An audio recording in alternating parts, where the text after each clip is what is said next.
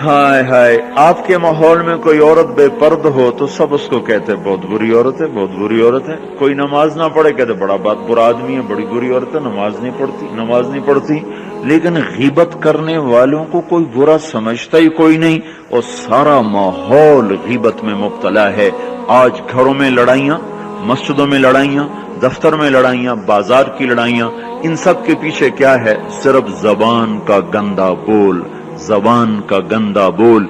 आपने हजरत मुआज रजी अल्लाह तआला अन्हु को ऐसे जबान निकाल के अपनी जबान पकड़ के कहा, मुझे देखो मुआज, सबसे ज्यादा दोजख में गिराने वाली चीज ये जबान है, ये जबान, ये जबान सबसे ज्यादा जो मर्द औरत इस उम्मत के दोजख में जाएंगे, इसकी वजह से जाएंगे।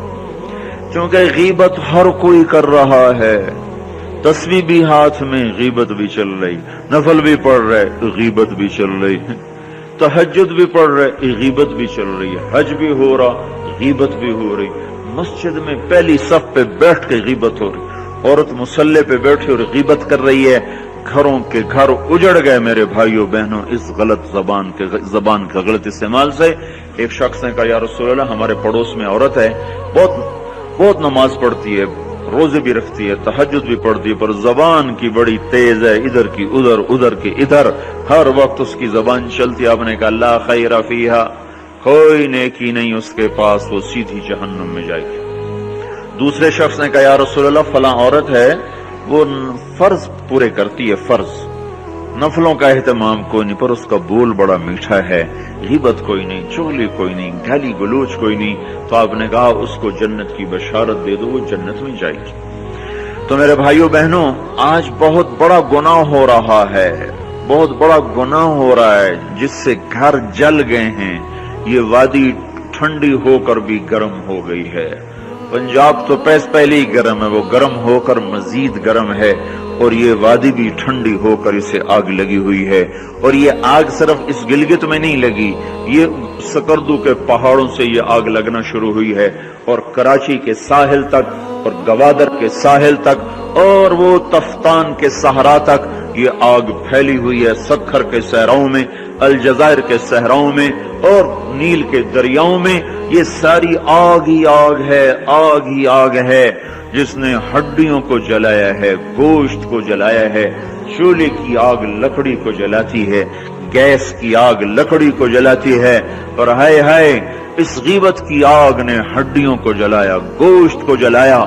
घर आबाद होकर उजड़ गए, मुस्कुराते चेहरे वीरान हो गए, मोहब्बतें नफरतों में बदल गईं, और मोहब्बतें अदावतों में बदल गईं, और जिंदगी मौत बन गई, और आपस की उल्फतें वो माजी का किस्सा बन गईं, किताबों की कहानियां बन गईं।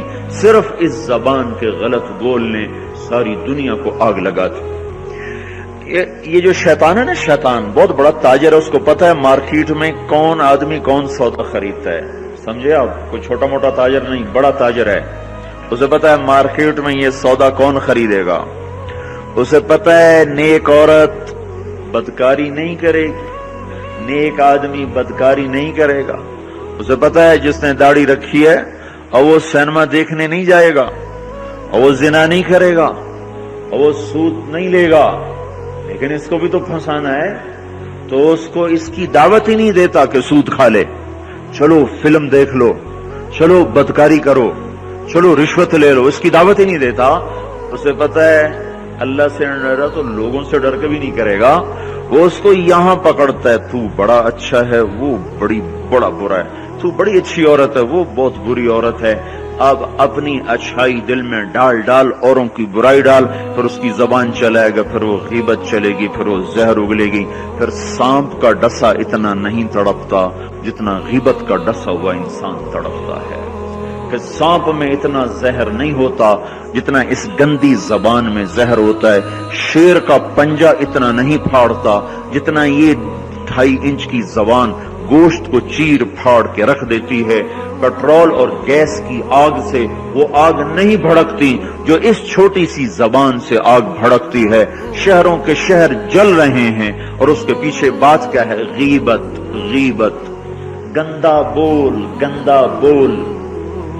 ہاں اگر گھروں کو جنت بنانا ہے غیبت چھوڑ دو.